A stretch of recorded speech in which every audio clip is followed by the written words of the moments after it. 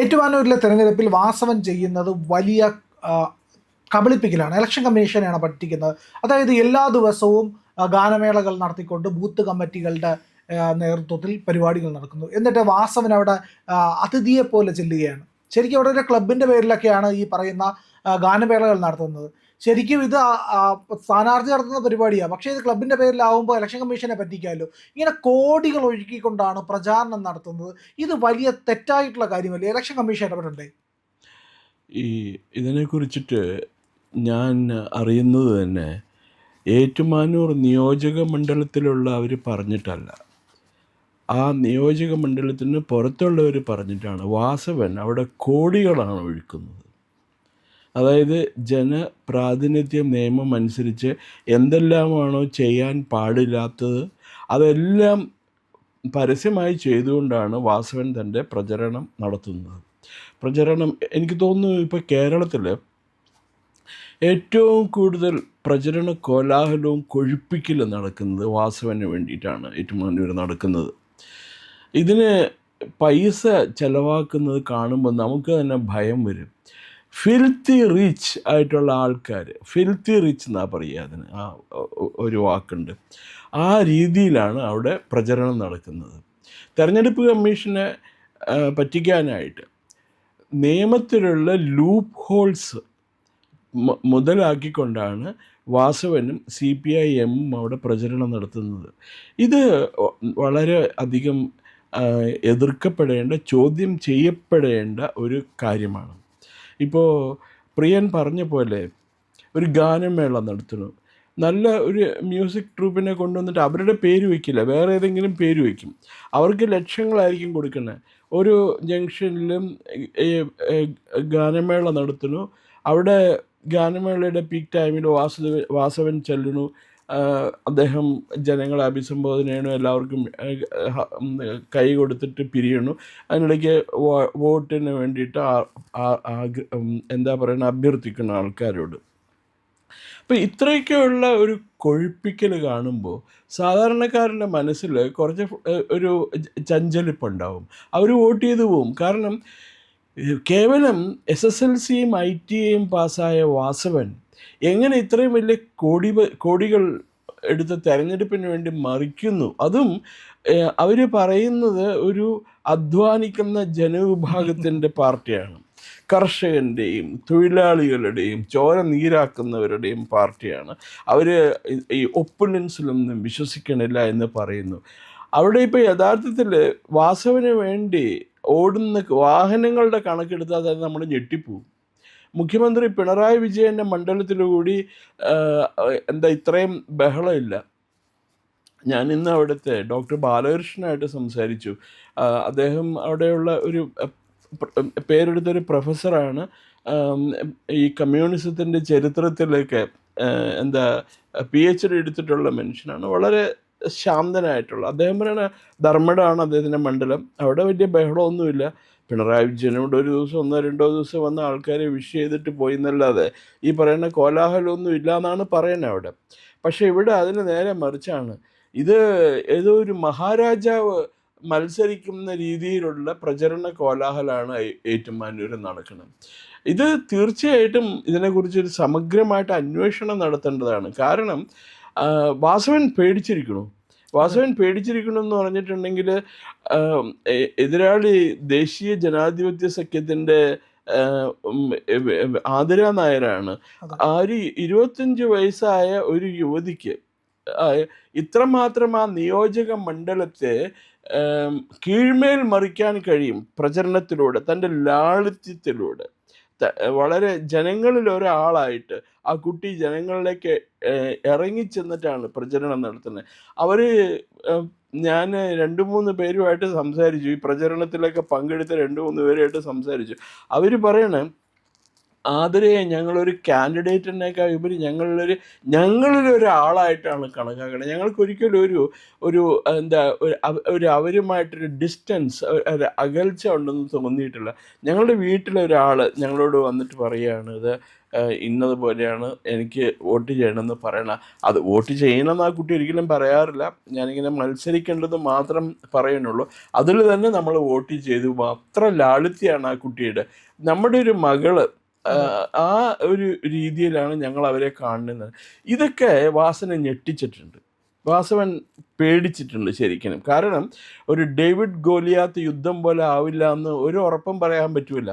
പലരും വൻ തോക്കുകൾ ഇങ്ങനെ എന്താ പറയണേ അടിതെറ്റി വീണിട്ടുണ്ട്. ഇന്ത്യയുടെ ഏറ്റവും വലിയ കോൺഗ്രസ് നേതാവായിരുന്നു കാമരാജ്. 1967 തെരഞ്ഞെടുപ്പിൽ കാമരാജിന് തമിഴ്നാട് നിയമസഭാ തെരഞ്ഞെടുപ്പിൽ അദ്ദേഹത്തിന് ആരും അറിയാത്തൊരു മനുഷ്യനാണ് തോൽപ്പിച്ചത്.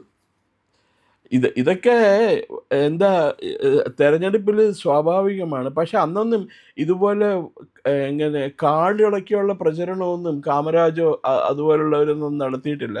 അതുപോലെ 1977 അമേഠിയിൽ സഞ്ജയ് ഗാന്ധി തോറ്റത് രവീന്ദ്ര പ്രതാപ് സിംഗ് എന്ന് പറയുന്ന ഒരു ജനതാ പാർട്ടി പ്രവർത്തകൻ്റെ അടുത്താണ്.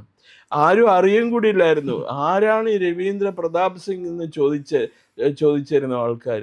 തെരഞ്ഞെടുപ്പിൻ്റെ റിസൾട്ട് വന്നപ്പോൾ 1,00,000-ലധികം വോട്ടിനാണ് രവീന്ദ്ര പ്രതാപ് സിംഗ് ജയിച്ചതും സഞ്ജയ് ഗാന്ധി തോറ്റതും. അപ്പോൾ ഇതൊക്കെ കണ്ടിട്ടായിരിക്കണം വാസവൻ ഇതുപോലെ പൈസ മുടക്കി മട്ടന്നൂർ ഉള്ള പഞ്ചവാദിക്കാരെയും അതുപോലെ ഗാനമേളക്കാരെയും ഒക്കെ കൊണ്ടുവന്ന് ഇന്ന് വലിയ പരിപാടിയാണ്. അപ്പോൾ ഒന്ന് ആലോചിച്ച് നോക്കൂ, എത്ര രൂപ മുടക്കിയിട്ടുണ്ടാവുന്നൊന്ന് ആലോചിച്ച് നോക്കൂ. ആരും ഒന്ന് സൗജന്യമായിട്ട് ഏതായാലും ചെയ്തു കൊടുക്കുമെന്ന് കിട്ടില്ല. ഇപ്പം ഇത് എനിക്ക് അതിശയം തോന്നുന്നത്, കേരളത്തിലെ വ്യവസായ സംരംഭകരും ബിസിനസ് സംരംഭകരൊക്കെ നിന്ന് പിഴയ്ക്കാനായിട്ട് ബുദ്ധിമുട്ടുമ്പോൾ ഈ വാസവൻ എങ്ങനെ 10ാം ക്ലാസ്സും ITയും വെച്ചുകൊണ്ട് ഇത്ര വലിയ സമ്പാദ്യം നേടാൻ സാധിച്ചു? അദ്ദേഹം ഒരു ജോലി ചെയ്തതായിട്ട് അദ്ദേഹത്തിൻ്റെ ബയോഡേറ്റയിലൊന്നും കാണാനില്ല. ഏതൊക്കെയോ തൊഴിലാളി യൂണിയൻ്റെ സെക്രട്ടറിയും ഇതൊക്കെ ആയിട്ടുണ്ടെന്നല്ലാതെ പിന്നെ അത് കഴിഞ്ഞ് MLA ആയിട്ടുണ്ടാവും. അതിൽ നിന്ന് കിട്ടുന്ന വരുമാനം നമുക്ക് ആലോചിക്കാവുന്നുള്ളൂ. കോടികളൊന്നും ഉണ്ടാക്കാൻ അദ്ദേഹത്തിന് പറ്റില്ല. അപ്പം വേറെ എന്തോ ഇതിൻ്റെ പിന്നിൽ ഒരു വലിയ രഹസ്യ മാർഗം അല്ലെങ്കിൽ ഒരു ഗൂഢതന്ത്രം അദ്ദേഹത്തിൻ്റെ കയ്യിലുണ്ട്, കോടികൾ സമ്പാദിക്കാൻ വേണ്ടിയിട്ട്. അതിനെക്കുറിച്ച് അന്വേഷിക്കേണ്ടത്. രാഷ്ട്രീയക്കാരുടെ പലപ്പോഴും ഇടപാടുകളൊക്കെ ദുരൂഹമാണ്. പല രാഷ്ട്രീയക്കാർക്കും, ഇപ്പോൾ വാസവനുണ്ട് നമ്മൾ പറയുന്നില്ല, പക്ഷെ വാസവൻ അങ്ങനെയാണെന്നും പറയുന്നില്ല. പക്ഷേ പല രാഷ്ട്രീയക്കാർക്കും ബാറിലൊക്കെ പങ്കാളിത്തമുണ്ട്. വലിയ ബാർ ഹോട്ടലുകളില്ലേ, ആ ബാർ ഹോട്ടലുകളിൽ പല രാഷ്ട്രീയക്കാർക്കും ഈ ബിനാമി നിക്ഷേപങ്ങളുണ്ട്. അവിടെ നിന്നെല്ലാം വലിയ വരുമാനമുണ്ട്. അവിടെ ഇവർ നടത്തും. കാരണം ഇവർക്ക് അധികാരമുള്ളത് കൊണ്ട് ബാർ ലൈസൻസ് ഒക്കെ പെട്ടെന്ന് കിട്ടും. കാരണം കേരളത്തിൽ പൂട്ടിപ്പോയ അവസാനം 30 ബാറായിരുന്നത് LDF സർക്കാർ ഭരിച്ചപ്പോഴത്തേക്ക് 900-നോട് അടുപ്പിച്ച് ബാറുകളുണ്ട്. അപ്പോൾ പല രാഷ്ട്രീയ നേതാക്കളും ഈ വെള്ളയിട്ട് നടക്കുന്നവർക്ക് കോടിക്കണക്കിന് രൂപ ഇറക്കാനായിട്ട് ബാർ മുതലാളിമാർ അതത് മണ്ഡലങ്ങളിൽ റെഡിയാണ്. അവരാണ് കൊടുക്കുന്നത് പൈസ. കോടിക്കണക്കിന് രൂപ ഇതാ ഞാൻ നിങ്ങൾക്ക് തരാം. അവിടെ 75 ലക്ഷം രൂപയെ തെരഞ്ഞെടുപ്പ് കമ്മീഷൻ പറഞ്ഞത് പ്രകാരം ചിലവാക്കാവൂ. ഇവർ കോടികളാണ് ഇറക്കുന്നത്. കോടികൾ ഇറക്കി ലക്ഷക്കണക്കിന് പോസ്റ്റർ അടിക്കുന്നു. അനൗൺസ്മെൻ്റ് വാഹനങ്ങൾ നിശ്ചിതമായിട്ടേ പാടുള്ളൂ എന്നുണ്ട്. പക്ഷേ 100 കണക്കിന് വണ്ടികൾ ആ മണ്ഡലം നിറയെ ഓടിക്കൊണ്ടിരിക്കും.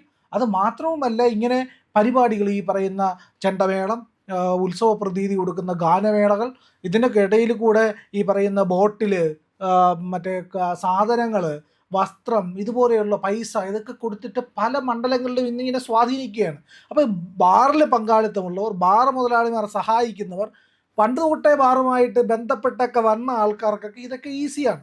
ഇപ്പോൾ വാസവൻ അങ്ങനെയാണെന്ന് നമ്മൾ പറയുന്നില്ല. പക്ഷേ അങ്ങനെയുള്ള ആൾക്കാരും രാഷ്ട്രീയക്കാരും ഇവിടെ ഉണ്ട്. അത് തുറന്നു കാണപ്പെടേണ്ട ഒരു കാര്യമാണ്. ജനങ്ങളത് തിരിച്ചറിഞ്ഞിട്ട് യഥാർത്ഥത്തിൽ യുവാക്കൾക്ക് വേണ്ടി നിൽക്കുന്ന, ജനങ്ങൾക്ക് വേണ്ടി നിൽക്കുന്ന യുവപ്രതിനിധിയായിട്ടുള്ളവരെ പിന്തുണയ്ക്കുകയാണ് വേണ്ടത്. തീർച്ചയായിട്ടും. ഇപ്പോൾ നമുക്ക് ഒരു കാര്യം പകൽ പോലെ വ്യക്തമായി. ഈ മദ്യ വ്യവസായം ഇത്രമാത്രം ടൈറ്റ് കൺട്രോൾഡ് സംസ്ഥാന ഗവൺമെൻറ് വച്ചിരിക്കണതിൻ്റെ ഉദ്ദേശം കണ്ടില്ലേ?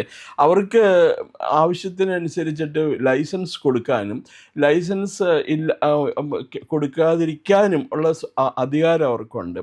പണ്ടൊക്കെ ഈ ചാരായ ഷോപ്പുകളും കള്ള് ഷോപ്പുകളും ലൈസൻസ് കൊടുക്കുന്നത് 10,000 കൈക്കൂലി മേടിച്ചു. ലോങ് ബാക്ക് 60-കളിലൊക്കെ അന്നൊക്കെ ചാരായ ഷോപ്പുകളുണ്ടായിരുന്നു.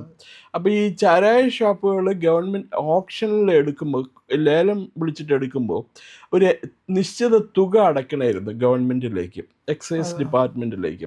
അപ്പോൾ ചിലർ 10 ലക്ഷം രൂപയ്ക്കൊക്കെ ആയിരിക്കും ലൈസൻസ് എടുക്കുക. ഈ ലൈസൻസ് എടുത്തിട്ട് പൈസ ഒരുമിച്ച് കൊടുക്കേണ്ട ആവശ്യമില്ല, പൈസ പിന്നെ കൊടുത്താൽ മതി. അപ്പോൾ അങ്ങനെ ഒരു സംവിധാനത്തിന് കിസ്ത് അടയ്ക്കുക എന്നാണ് പറയുക, KISTH, കിസ്ത്. ആ വാക്ക് എങ്ങനെ വന്നു എന്ന് എനിക്കറിയില്ല, ഞാൻ കൊച്ചുനാളിൽ കേട്ടിട്ടുള്ള വാക്കാണത്.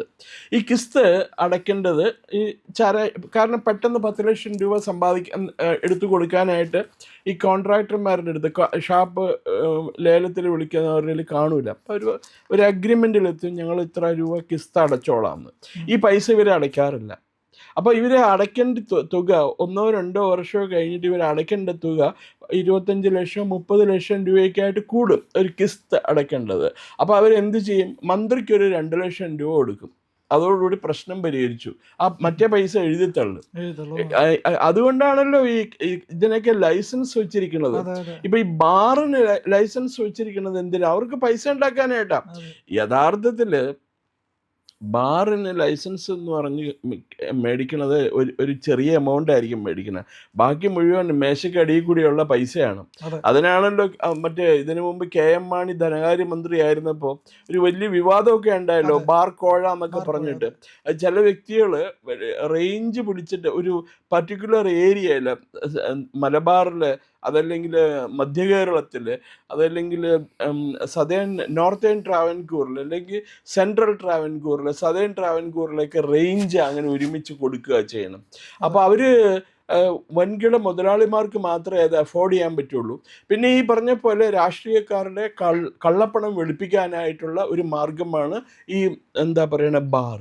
അപ്പോൾ ഇതുവഴി നല്ല പൈസ രാഷ്ട്രീയക്കാർക്ക് കിട്ടണില്ല എന്ന് ഞാൻ വിശ്വസിക്കില്ല. കിട്ടുന്നുണ്ട്, നല്ല പൈസ കിട്ടുന്നുണ്ട്. അവർക്കൊക്കെ മേജർ ഷെയറും ഉണ്ട് ഈ ഷാപ്പുകൾ, ബാറുകളിലും കള്ള് ഷാപ്പുകളിലും.